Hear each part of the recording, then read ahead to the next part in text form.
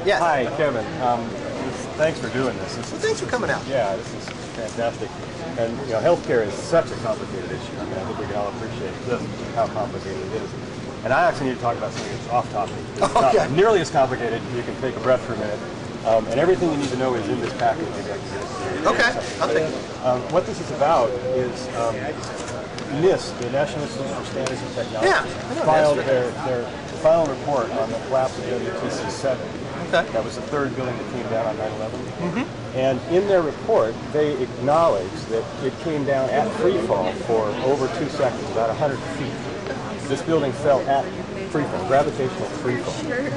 The only way that's possible is with a controlled demolition. There's simply no other way that it's possible. Okay. Someone else has raised this issue to me before. Let me finish what else is in there.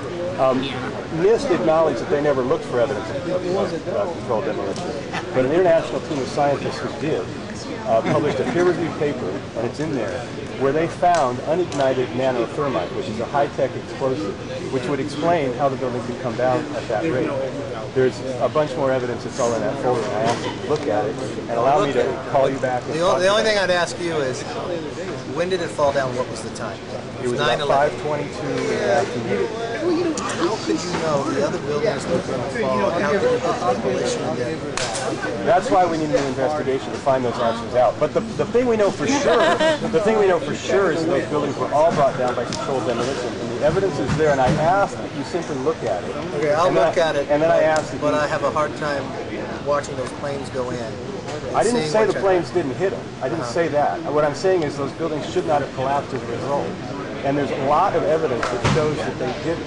There was molten metal found on the bottom of all 3 piles of rubble. Weeks later. I'll read that. We'll call. Okay. Now, who can I call to ask about it? Or Mike. Whitney, will you give the number? Thank you. You were so patient. Well, there we are. We were able to give Kevin McCarthy a pamphlet of information regarding the collapse of the Twin Towers in Building 7.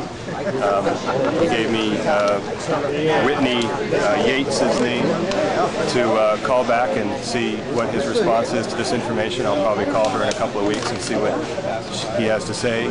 I was able to talk to her just a little bit and explain a little bit about what's in there. So, I mean, they were very polite, and we'll see if they give a reasonable and meaningful response.